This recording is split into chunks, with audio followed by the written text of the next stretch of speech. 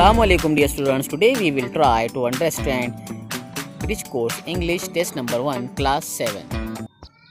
अगर आपने अभी तक हमारे चैनल को सब्सक्राइब नहीं किया है तो सब्सक्राइब कर लीजिए.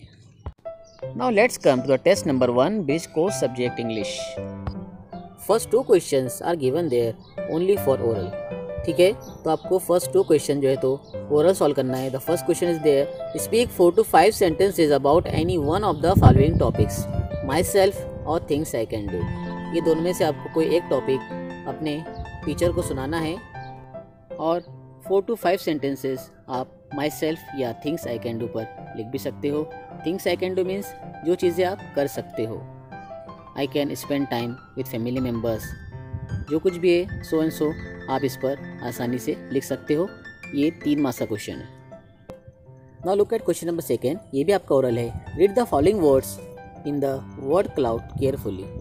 Form any 2 meaningful sentences using any of the words from the word cloud. Means जो आपको नीचे वर्ड क्लाउड दिया गया है, इन्हीं वर्ड क्लाउड में से कुछ वर्ड सेलेक्ट करके आपको 2 मीनिंगफुल सेंटेंसेस बनाना है. आपकी आसानी के लिए वहाँ पर एग्जाम्पल भी दी गई है, she is running.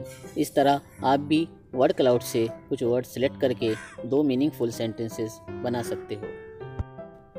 After that question number 3 is there, read the following words from the basket of words carefully and answer the following. जो बास्केट में वर्ड्स दिए गए हैं उससे अच्छी तरह से पढ़िए.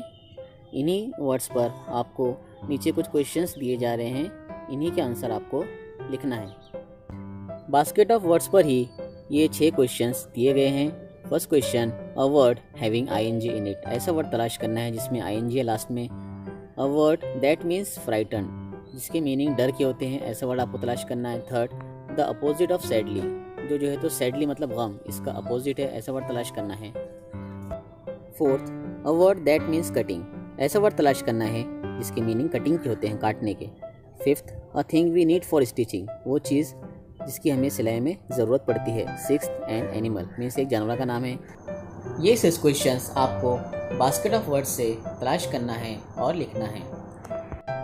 Now look at question number 4, passage reading. Read the following passage carefully and answer the following questions. नीचे दिए गए पैसेज को आपको अच्छी तरह से रीड करना है और इसी पैसेज पर आपको क्वेश्चंस दिए जा रहे हैं. इन क्वेश्चंस के आंसर आपको लिखना है. First question is there, what did your parents do for you when you were very young. जब आप यंग थे तब आपके पेरेंट्स ने आपके लिए क्या किया. इसका आंसर पैराग्राफ के शुरुआत में ही मौजूद है.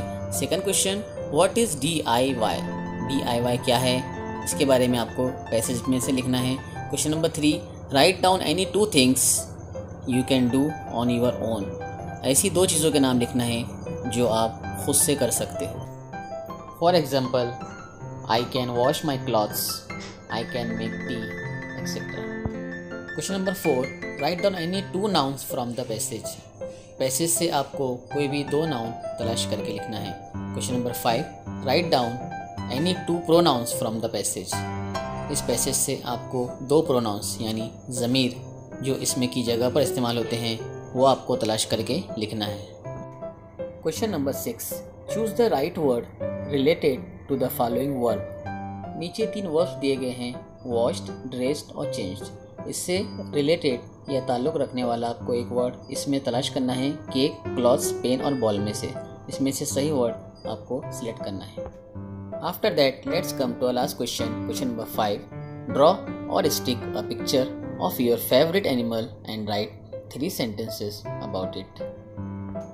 अपने फेवरेट एनिमल की पिक ड्रॉ कीजिए या फिर कहीं से स्टिक कीजिए और इसके बारे में आपको इंग्लिश में 3 सेंटेंसेस लिखना है.